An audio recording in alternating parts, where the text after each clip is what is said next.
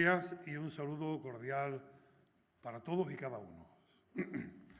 Y quería agradecer al Consejo Evangélico este privilegio, este honor de estar estos días aquí y tener esta oportunidad esta mañana. Como después vienen los actos institucionales y demás, esto es ahora en familia. Y en familia siempre se puede uno tomar ciertas licencias que después pues no caben, no cuadran. Ayer, cuando en nuestra casa vivimos en El Pedroso, a 1 hora y pico de aquí, en la Sierra Norte, estábamos preparando para salir para acá y yo salí con esta chaqueta. Mi mujer me dice, ¿dónde vas?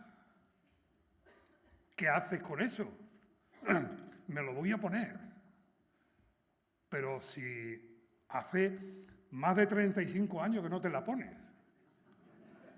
Oye, tiene un mérito y que todavía se la pueda uno poner, ¿no? Pero es de la época, de aquella época, de los 80, un poco de primera comunión. Y yo le dije, Julia, cariño, es que me toca hablar de generaciones y esta es de otra generación.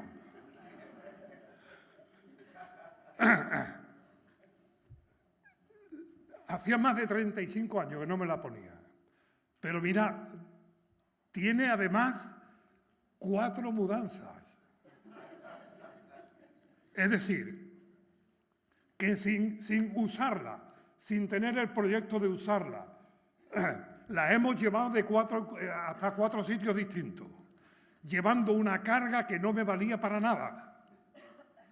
Y yo dije, pues esto puede ser una ilustración para que esta generación dejemos las cosas que son de atrás. Os prometo que ya no me pongo más las chaquetas. Que ahora sí me deshago de ella. Pero me recordó Julia una ocasión que esta mañana comentaba con Benjamín Martín, de un querido hermano nuestro, Benjamín Angurel, que en el norte de España, en una reunión de equipo de Evangelismo Nación, y estábamos de distintos ministerios, pues Benjamín Angurel compartió y llevaba una chaqueta que le llegaban las manos por aquí. Y decía, es que en casa siempre hemos ido heredando la ropa, los hermanos chicos de los mayores. Y mi hermano era bastante más alto que yo y la chaqueta me llega por aquí. De manera que a veces no es lo propio, sino también lo ajeno, lo que vamos llevando de generación en generación, trasladando con nosotros, que no tienen que ver con la verdad, que no tiene que ver con lo importante, que muchas veces tiene que ver sencillamente con las costumbres, con la forma, con lo que con lo que pasa. Y estamos hablando, el lema de este congreso tiene que ver con Hechos 13:36, que David, habiendo servido a su generación, hizo la voluntad de Dios. La clave es que David entendió que la voluntad de Dios era que él sirviera a su generación, no a la generación anterior, ni siquiera a la que vendría después, sino que a él le tocó llevar a cabo una labor que respondiera al tiempo, a la situación, a la necesidad de su generación. Y esto es clave y fundamental, hermanos y hermanas, que nosotros lo entendamos. Generación es un término que se puede traducir con distintas formas. Génesis es la raíz de generación, en el principio. Generación tiene que ver con el desarrollo, con la progresión de los tiempos y las circunstancias.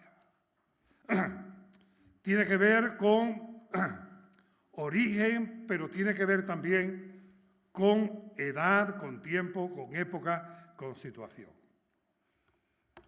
Hermanos, formamos parte de una cadena que está formada por muchos eslabones. Y nosotros somos un eslabón de esa cadena. Pero no somos ni el principio ni el fin de la cadena. Somos sencillamente un eslabón en el tiempo. Y nos corresponde responder a este lugar, a este tiempo, a esta generación, a esta necesidad. Los tiempos presentes son distintos de los anteriores. Y los porvenir serán distintos de los actuales. Pero nosotros tenemos la oportunidad y la responsabilidad de responder a este tiempo nuestro, a esta generación nuestra. A veces en nuestra lectura personal o devocional de la Biblia, cuando llegamos a algunos capítulos donde hay genealogías, no sé si os pasa, pero yo siento la tentación de pasar la hoja. Porque se hace un poco tedioso y complicado la lectura de nombre tras nombre, tras nombre, tras nombre. Pero un día consideré y me di cuenta de que aquello era importantísimo. Es que Dios había dejado registrado ahí, aunque solamente sea el nombre, la fidelidad de esas personas. Y Dios no es deudor de nadie. Y el hecho ya en sí de estar ahí es suficiente. Por lo tanto, merece la pena, es importante que prestemos atención. Muy rápidamente, porque el tiempo es muy limitado. En Génesis, capítulo 5, en Génesis, encontramos la primera de las genealogías. Y esa genealogía va concluyendo una y otra vez, se repite una y otra vez, y murió. Noé vivió tanto y murió. Éró tantos años y murió. Pero os propongo que consideréis que en ese capítulo 5 de Génesis, muchas de esas generaciones convivieron juntas. Es decir, que allí hubo varias generaciones, no 2 o 3, ni 4, sino bastantes más que convivieron y aprendieron a convivir juntos cientos de años. Porque allí no se habla de decenas, allí se habla de cientos de años. En Génesis capítulo 10 encontramos de nuevo otra genealogía. Después del diluvio, Cam, Sem y Jafet. Que por cierto, un bisnieto de Noé se vino para acá. De la tribu de Jafet, o no de la tribu, de descendencia de Jafet, vino Tarsis. Y poblaron ellos en la parte occidental y probablemente pues estaban aquí.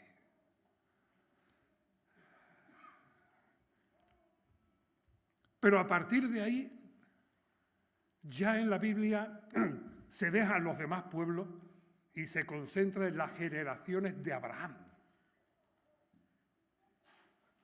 de Sem. Los demás ya aparecen cuando tienen alguna relación con el pueblo de Dios. Pero ya las genealogías tienen que ver con Abraham.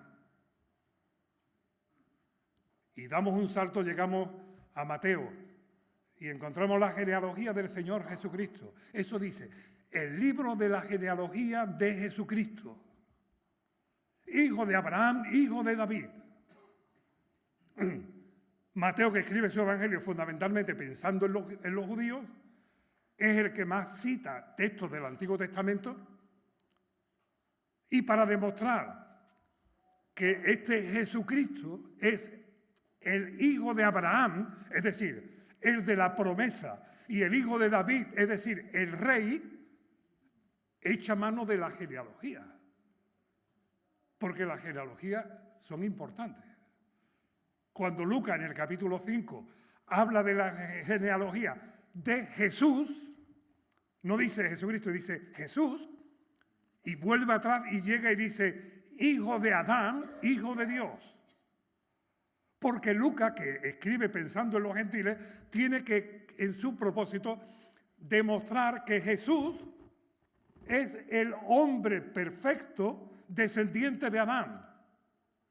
Así que Mateo lo presenta como el Hijo de Dios, Lucas como el Hijo del Hombre, y está hablando del Mesías, Dios hecho hombre, que aparece en la historia del ser humano para salvación del ser humano. Y todo esto tiene como fundamento, tiene como demostración el tema de las genealogías.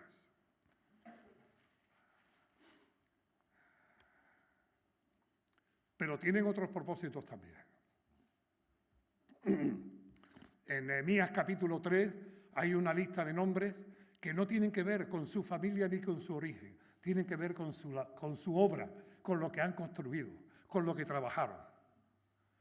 Y uno, después de uno, construyó el otro, y después el otro terminó la obra, y el otro, y todo aquello permitió que los muros de Jerusalén se cerraran y se pudiera poner orden dentro de la ciudad. De manera que no se trata solamente de quién soy, de quién provengo y a dónde voy, sino se trata también de que Dios tiene en cuenta lo que hago, lo que construyo, lo que edifico. Hermano, podemos mirar atrás y ver nuestra genealogía en cuanto al origen y nuestra ascendencia familiar, denominacional, cristiana y demás. Pero hermano, no olvidemos que Dios también está observando en qué nos ocupamos, qué estamos construyendo, qué estamos edificando. Y si lo estamos haciendo precisamente en un espíritu de colaboración, porque allí en Nehemías después dice, y después de este edificó el otro, y edificó este con sus hijas, y edificaron los plateros, y edificaron...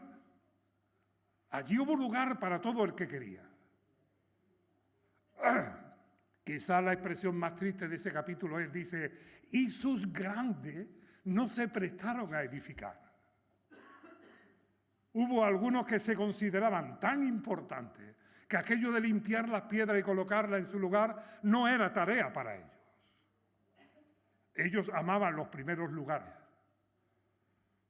y ellos reclamaban los honores. Pero hermano, David es un ejemplo de agradar a Dios sirviendo a su generación.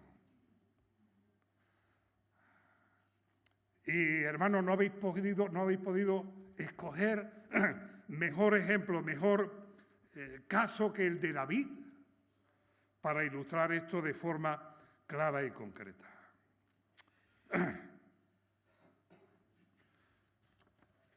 Somos herederos de nuestras generaciones anteriores y debemos reconocimiento y gratitud a los que nos antecedieron y en condiciones muy distintas a las nuestras lucharon por la causa del Evangelio. Pero somos deudores de las generaciones futuras. Porque a ver qué le vamos a dejar. A ver qué ejemplo, qué testimonio, qué modelo vamos a poner delante de ellos para que continúen nuestras pisadas. Por eso digo que me quito la chaqueta después y ya no me la vuelvo a poner. Hay otra realidad.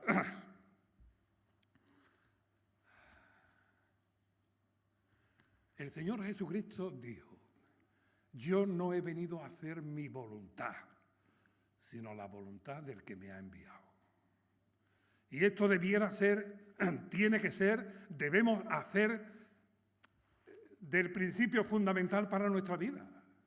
Hermanos, no estamos aquí para hacer nuestros proyectos, realizar nuestras ideas, sino para hacer la voluntad de Dios. Y David lo entendió. Y agradó a Dios sirviendo a su generación. Es más, el mismo Señor Jesucristo dijo, cuando venga el Espíritu Santo, no hablará por su propia cuenta. Él os dirá lo que ha oído. Aún ni el Espíritu Santo ejecuta un plan propio, sino que lo lleva a cabo en el plan elaborado intratrinitariamente, donde el Hijo hace la voluntad del Padre y el Espíritu Santo lleva a cabo el proyecto trinitario. Y esto debiera echar por los suelos cualquier proyecto personal independentista quiero decir, ¿me entendéis, verdad? Me explico, ¿no? Porque hay independentismo cristiano evangélico.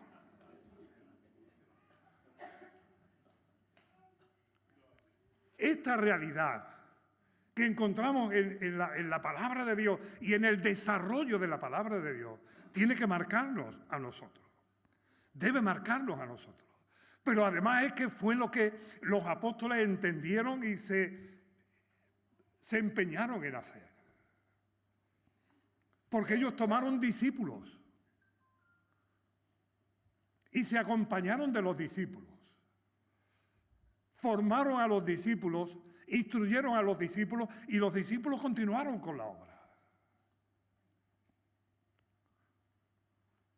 Pablo le dice a Tito, para eso te dejé en Creta, para que corrigiesen los deficientes.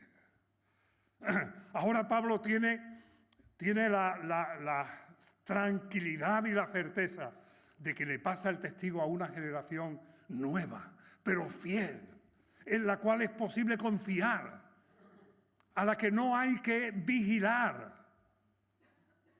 Lo que hay es que apoyar. Hermanos, ayer hubo un momento en que un atisbo de tristeza me empañó el corazón en la reunión que tuvimos en la ponencia con pastores y ministerios. Hay un hueco, un vacío. Yo le llamo una generación perdida. Entre los 40 y 50 años. Y algo no hemos hecho bien. Pero yo le doy gracias a Dios porque hoy hay gente joven dispuestos a tomar el arado y seguir adelante. Por lo tanto, algo se habrá modificado también, algo se habrá corregido. Y esto es animador y estimulador, pero además es también retador. Nosotros seguimos las pisadas del Maestro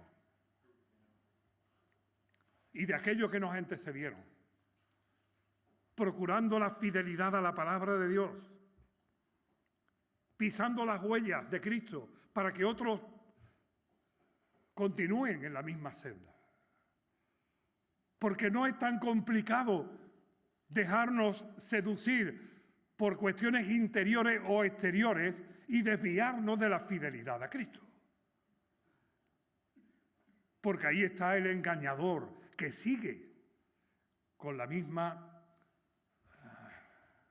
forma de engañar. ¿Será que le va bien, La gran mentira de la serpiente.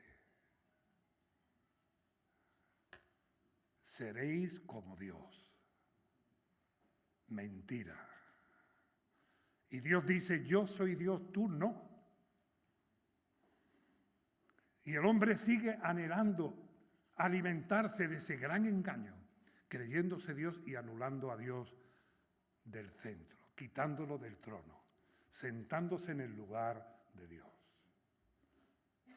Hermanos, esta generación que nos va a servir, que nos va a seguir, tiene que aprender de nosotros a servir. David sirvió a su propia generación. Y Dios, que escogió a David, se agradó de la labor de David. David estuvo como 14 o 15 años, huyendo de Saúl, siendo preparado para ser ungido como rey. Y esto no es algo, entiéndase los más jóvenes, que sucede de la noche a la mañana. Y la vida es y provee de oportunidades para que aprendamos a servir. Los salmos más bonitos de David fueron escritos en esa época. Los pecados más horribles de David se cometieron estando en el trono. Y todo eso está escrito para nuestra enseñanza, para nuestra admonición.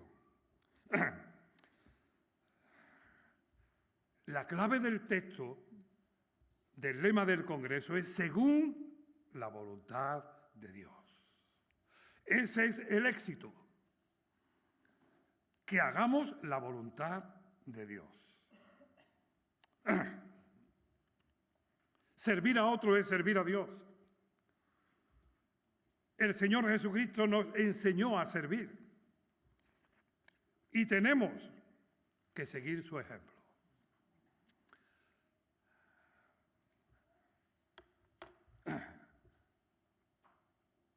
Mi texto clave en este asunto, yo le llamo el 222, por si sirve para ayudar a memorizar. Segunda a Timoteo, capítulo 2, versículo 2.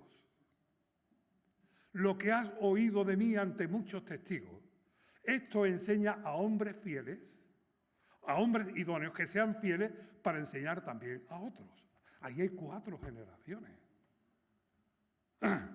Pablo a Timoteo, Timoteo a otros, para que otros enseñen a otros. Esta es la cadena de la generación. Esto es lo que genera precisamente una continuidad de fidelidad a Dios. Y tengo que terminar. Y voy a terminar de una manera atípica, tristemente atípica, rara.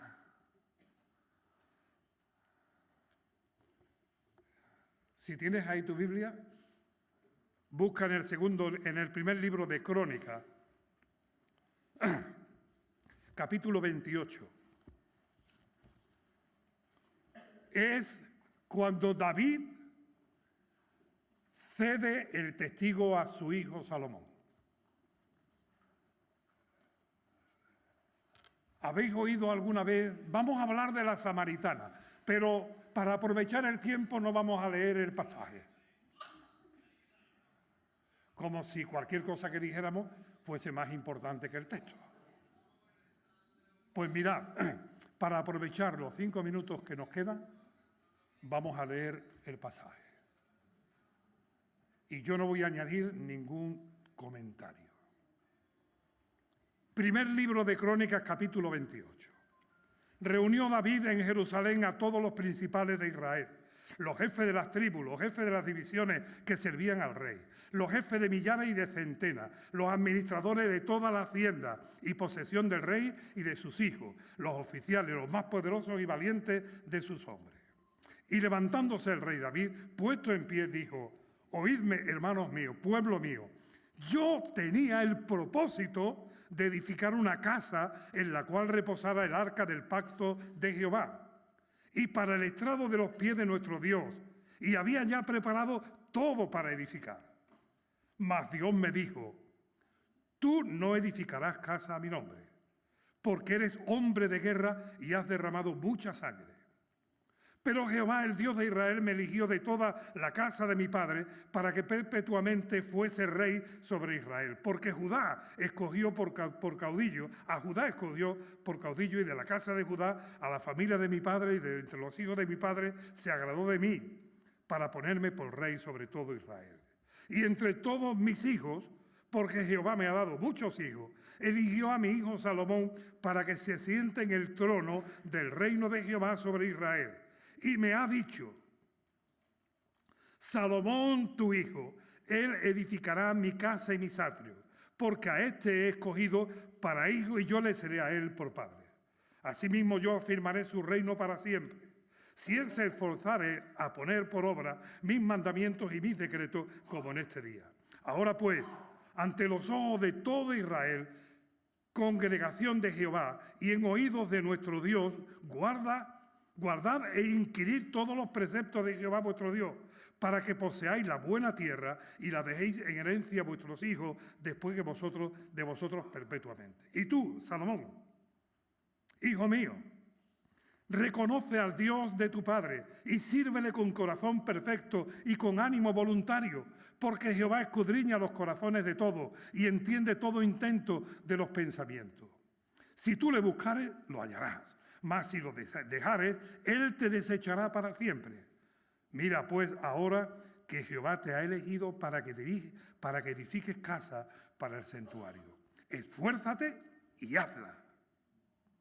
Y David dio a Salomón, su hijo, el plano de los pórticos del templo, y sus casas, sus tesorerías, sus aposentos, sus cámaras y la casa del propiciatorio. Asimismo el plano, todo lo que David había preparado y que él pensaba edificar, pero que Dios le dijo: tú no lo vas a edificar, tu hijo. Y David transmitió todo aquello a su hijo Salomón, porque era la voluntad de Dios. Y había preparado David oro, plata, hierro, todo lo necesario para la construcción de la casa. Y David se lo dio a su hijo para que fuese su hijo Salomón el que lo edificara. Porque así era la voluntad de Dios. Y hermanos, es más importante hacer la voluntad de Dios que cumplir nuestros propios proyectos.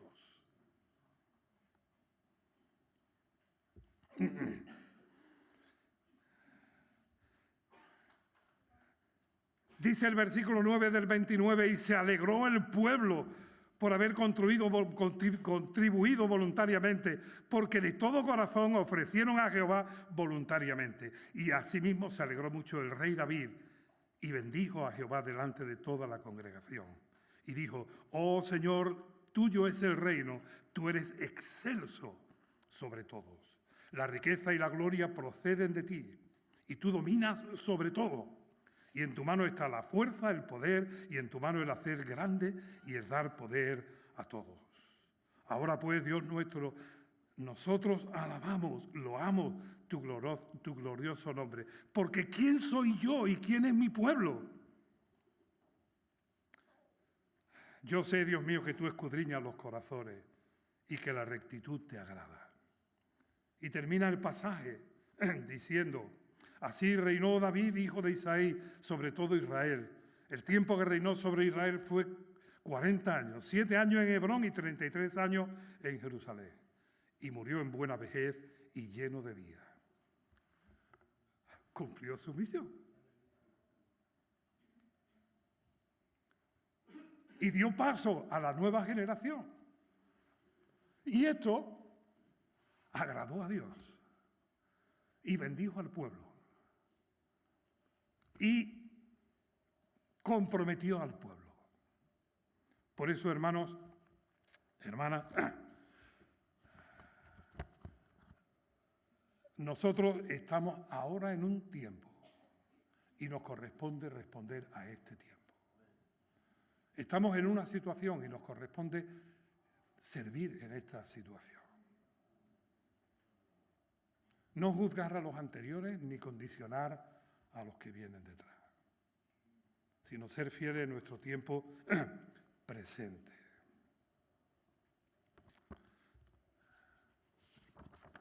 Eficiencia quiere decir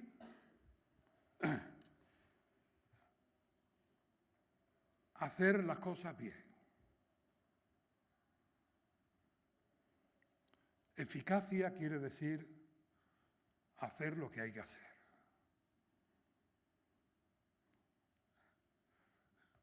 Hermanos, vamos a ser eficaces. Hagamos lo que tenemos que hacer. No lo que sea más fácil, ni a la postre inmediata produzca más fruto. Hagamos lo que tenemos que hacer. Puede parecer una paradoja, que imitemos para dejar modelos, pero no es tan complicado una paradoja. Una paradoja no quiere decir que es una contradicción. Una paradoja quiere decir que son aparentes contradicciones, pero que esconden la verdad. Por ejemplo, si yo digo que os miento, si es verdad que os miento, es una verdad. Ya no miento. Y si es mentira que miento, os estoy mintiendo. O es una verdad.